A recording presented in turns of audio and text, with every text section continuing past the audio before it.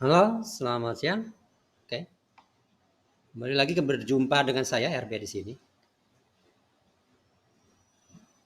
Sehari yang lalu saya sudah menganalisa di cryptocurrency XRP ya. Nah, sesuai dengan postingan saya itu, saya mempersilahkan Anda untuk kalau memang ya, apa, menginginkan analisa di token atau market tertentu, silakan sampaikan di komentarnya. Ini kebetulan salah satu ini ada yang meminta di Bitcoin ya, seperti ini. Saya buka dulu di time frame daily. Ya. Ini hal yang menarik.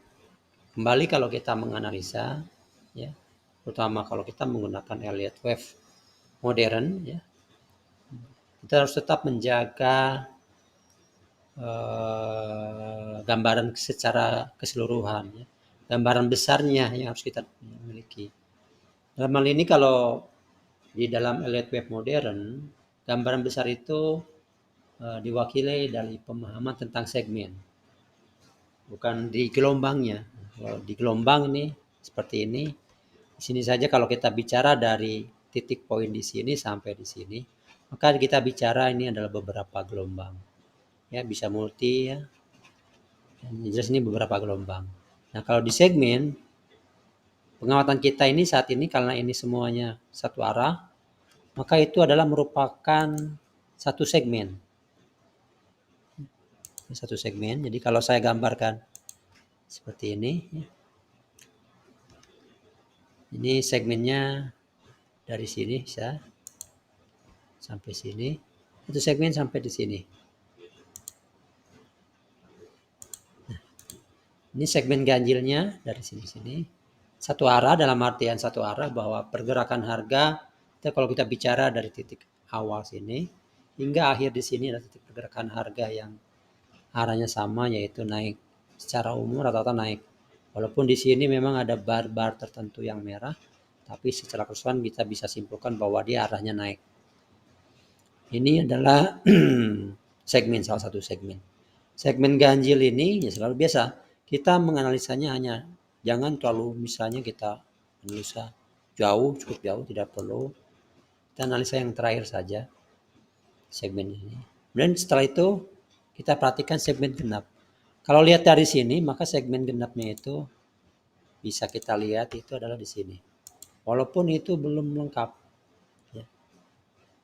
Nah sini baru katakanlah satu gelombang turun saja dan ini pun juga belum menyatakan apakah sudah berakhir atau belum berakhir. Ya. Ini seperti ini sampai di sini. Nah segmen ganjil ini terbangun dari beberapa gelombang. Ya.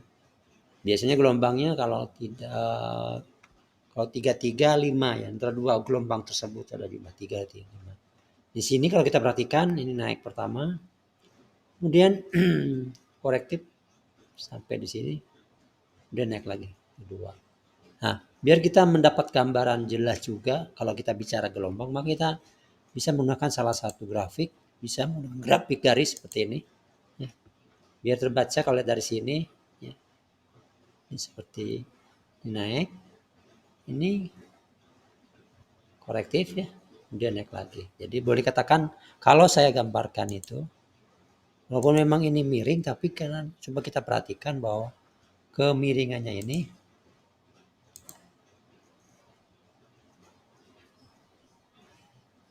nah begitu ya. Kemiringannya ini di apa? Kalau kita tarik sebuah garis lurus, garis tengah ya. Atau mungkin saya menggunakan yang ada garis tengahnya barangkali. Yang ada garis tengahnya itu jangan ini. Nah, yang ini nih ya.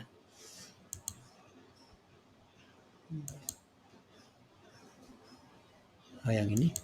Oh, yang ini ya. Ada garis tengah. Atau yang ini. Ah, ini. Garis kanal. Nah, ini kanal ini.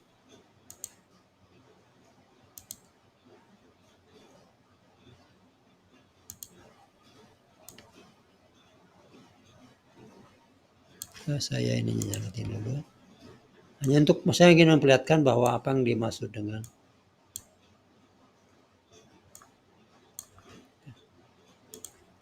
perbedaan dengan yang kanal segmen ganjil dan genap ya. Ini walaupun misalnya katakanlah naik ya, tapi ini adalah segmen ganjil, segmen genap. Ya. Saya perbesar. Nah ini ya. Ini perhatikan bahwa harga bergerak selalu melewati titik tengahnya. Ini naik di tengahnya, kemudian balik lagi, turun lagi, menyentuh lagi titik tengahnya lagi, naik lagi. Ini berulang terus sehingga sampai di sini. Nah, di sini sampai di sini ini adalah walaupun dia memang agak miring, tapi ini adalah segmen genap. Kemiringannya ini adalah konsekuensi dari arah dari segmen genap ini. Memang pada umumnya segmen genap itu sejajar begitu ya. Tapi ada bisa jadi dia agak miring ke kanan, ya ini ke atas ya, maupun ada kecenderungannya. Artinya kita berbicara bahwa memang sejak segmen pertama di sini ya, segmen sini hingga melewati segmen genap ini terbangun dari sebuah pola. Nah, sorry ini maaf ya, ini segmen genap untuk segmen ganjil yang ini.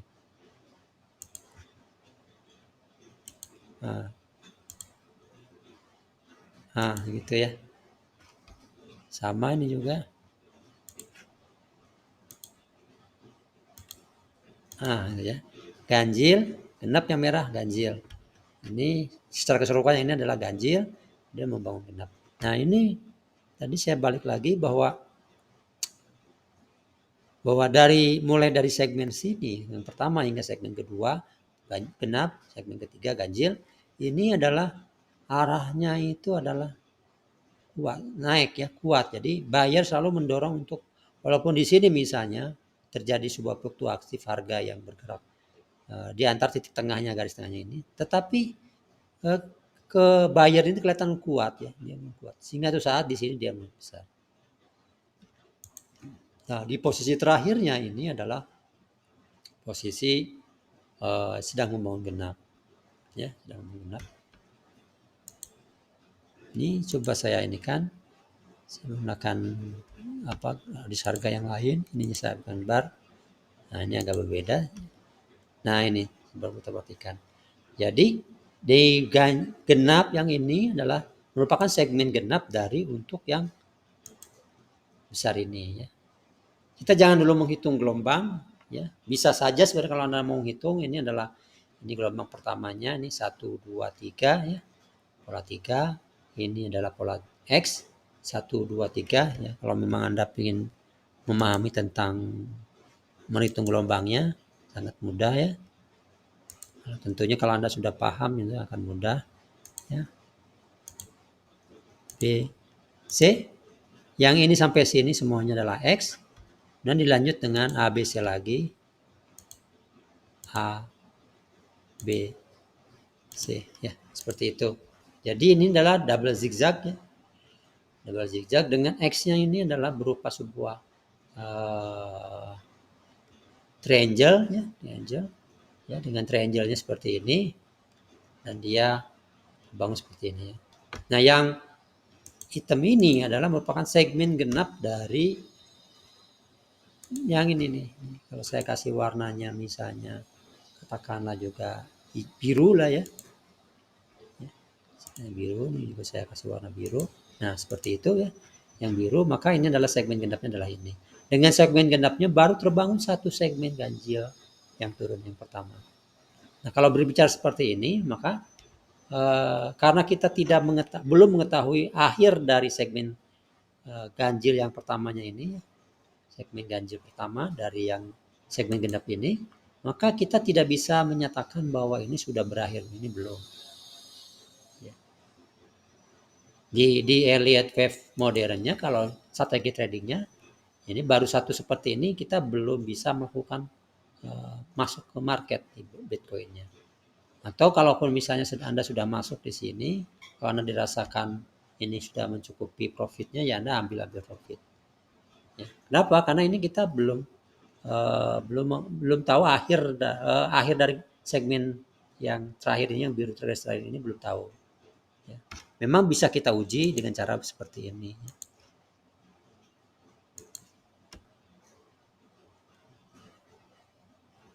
Nah, seperti ini ya. Ini belum tembus, bentar lagi ya, belum tembus. Ya, belum tembus. Ya harusnya tembus dulu. Berarti ini kalau ini tembus, ini menyatakan bahwa segmen A, B, C seperti ini, double zigzag ini sudah berakhir. Sudah berakhir di sini. Ya. Jadi posisi sekarang adalah segmen genap untuk derajat yang biru ini. Ya. Kalau misalnya kita mau masuk entry buy dalam ini, karena saya berulang mengatakan kalau di menganalisa di kripto ini saya menganggap bahwa Anda mempunyai account spot ya, bukan derivatif. Kalau derivatif bisa buy atau sell. Ya. Mungkin kalau misalnya Anda lihat mau detailnya di time frame 4 jamnya, kita lihat apakah sudah berakhir. Ini kalau kita perhatikan di segmen genapnya, di time frame 4-nya, maka ini kita analisa di 3 segmen terakhir, 3 atau 2 atau 3 segmen terakhir, maka segmen terakhirnya adalah yang ini. Ini satu, ganjilnya, ini genapnya. Ya. Seperti itu ya. Nah, apakah pertanyaannya betul kalau kita bicara gelombang? Nah ini kalau dari sini atau segmen dari sini ke sini ya, hanya kalau garis ini sampai sini memang sudah dikatakan sudah selesai. Ini satu segmen, satu gelombang ya, sampai sini selesai. Bukan satu segmen belum tentu, karena bisa jadi kalau dia turun maka segmennya adalah sampai sini. Ya nanti, nah ini sudah selesai dari sini ke sini sudah selesai gelombangnya itu. Gelombang mononya sudah selesai sampai sini. Terbangun gelombang yang keduanya, korektifnya. Ya. Memang di sini apakah ini merupakan korektif ini nanti sebagai continue, artinya bahwa dia satu saat katakanlah masih turun, itu yang mesti saya sampaikan tadi bahwa jangan dulu kita di time frame tadi di daily-nya belum terlihat bahwa dia sudah berakhir turunnya itu. Karena bisa jadi di sininya misalnya seperti itu. Ya. Ini seperti itu. Jadi ini ganjil, ini genap, nanti ganjil lagi dia membangun yang namanya sebuah katakanlah begitu. Ini satu ya yang paling mungkin. Jadi seperti ini ya satu. Atau dari sini menjadi segmennya bahwa ini adalah memang ini satu tunggal seperti ini ya, nanti dia makan jadi kebalik, dia naik ke atas. Nah seperti itu ya. Jadi makanya sampai sejauh ini kita belum bisa, kalau prediksinya memang belum ya, masih 50-50 antara setelah ini adalah naik atau turun, masih memungkinkan ya.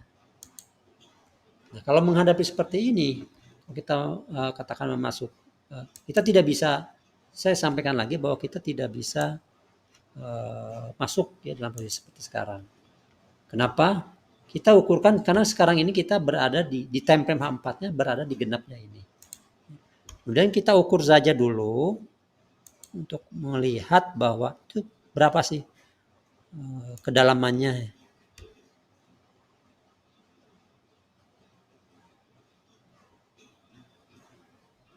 Kedalamannya.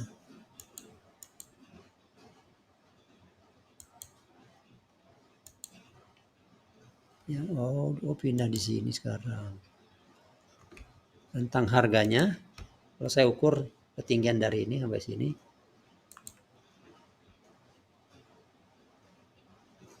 4% ya, 5% ini terlalu sedikit. Saya sih kalau misalnya ada segmen genap ini adalah sekitar minimal 6 atau 7% ya minimalnya. Apalagi kalau 10% yang kita bisa masuk. Jadi kalau sekarang yang tidak bisa masuk, maka kita tunggu dulu untuk keyakinan kan bahwa dia memang sudah naik atau turun. Ya. Memang bisa top down ya, misalnya apa bayar beli di bawah, sell di atas ya bisa memang. Dan ini pun juga sudah boleh katakan kalau untuk ini skenario yang ini turun ini, ini sudah A, B, ya, sudah B. Ini B-nya, kalau lihat dari sini A-nya ini membesar, maka B-nya ini kemungkinan juga agak membesar dari sampai sini. Ya, dari sini karena A-nya kalau kita perhatikan, anggap A-nya naik di sini. Nah, di H1 barangkali ya kita lihat. Nah, ini lihat ya. Jadi yang ini saya biar garisnya jangan saya buang dulu. Oh, sorry.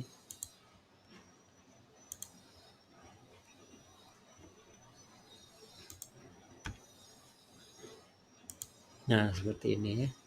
Ini A, B-nya membesar, maka C-nya ini juga kemungkinan besar sampai di sini.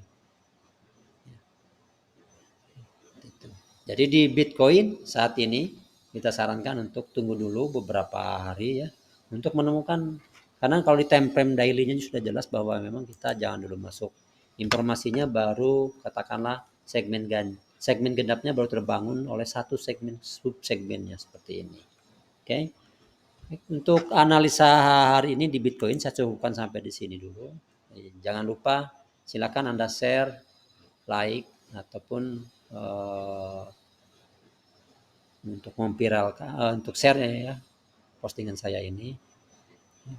Dan kalau misalnya ada pertanyaan-pertanyaan terkait untuk katakanlah analisa hari ini, silakan sampaikan di komentar. Ataupun kalau Anda meminta untuk menganalisa di salah satu token atau market ataupun di saham, di Bitcoin, di forex, apapun, silakan sampaikan juga. Oke, mungkin saya cukupkan sampai di sini. Sekian, terima kasih.